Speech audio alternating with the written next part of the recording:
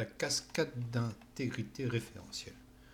Alors, je vais vous faire une petite démo pour vous montrer ce que c'est. Alors, franchement, c'est assez puissant et je suis vraiment étonné que ce soit pas plus répandu sur certaines tables en fonction de ce qu'on fait par rapport à la table. Des fois, je vois des delays, des updates en cascade, alors qu'ils n'ont pas lieu d'être sur une table ou une autre table qui est référencée, où il y a une relation entre PKFK entre deux tables. Je suis vraiment étonné qu'on n'utilise pas ces fonctions de delete, update, cascade pour, pour avoir plus de souplesse par rapport aux contraintes. Il y a aussi un manque aussi flagrant de connaissances là-dessus. Ça, il n'y a pas, y a pas le renier. Alors, je vais créer deux tables, test en cascade 1 et test cascade 2. D'accord. Donc, j'insère des données, hein, très simple. Hop, je fais deux select. Donc, j'ai Olivier Tulier sur les deux tables, hein, c'est moi-même. Déjà, rajoute une foreign key. Ok. Donc, rajoute une foreign key sur la référence sur test en cascade.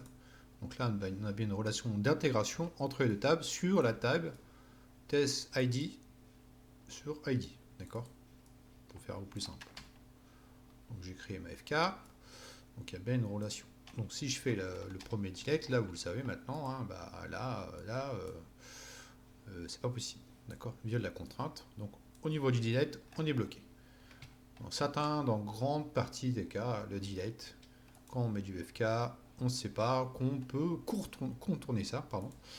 Même au niveau de l'update. Regardez l'update ici, même erreur. Update au delete sur la table viole la contrainte. On ne peut pas, on est bloqué, on ne peut rien faire. Donc conflit, c'est logique, on est bloqué. On va supprimer la contrainte. On peut aussi rajouter une colonne. Donc vu qu'on est bloqué au niveau des suppressions, on peut rajouter, je vais zoomer, le delete cascade ici. D'accord. Donc ça veut dire, joue-moi cette FK, mais une fois que j'aurai une instruction de delete, tu l'appliques à ma première table et aussi à ma deuxième table. Donc un effet de cascade, ça vous l'aurez compris. Alors begin tran, là où il y a un nouveau truc, vous me dites oulala, qu'est-ce qui se passe? Begin tran. Begin tran, ça va ouvrir une transaction ouverte, c'est-à-dire que ça va sauvegarder ce que je vais faire après. J'ouvre une transaction, je vais faire un delete. Si ça me convient, je commit, c'est-à-dire je valide ce que j'ai fait avant. Ça permet de sauvegarder en fait ce qu'on fait. Si ça ne va pas, je fais un rollback. Je reviens en arrière. C'est-à-dire que mon delete ne sera pas pris en compte. Ce qu'on appelle un mode d'isolation. Ok. Donc là, on va pas en parler profondément. Je fais un begin tran, je fais un delete.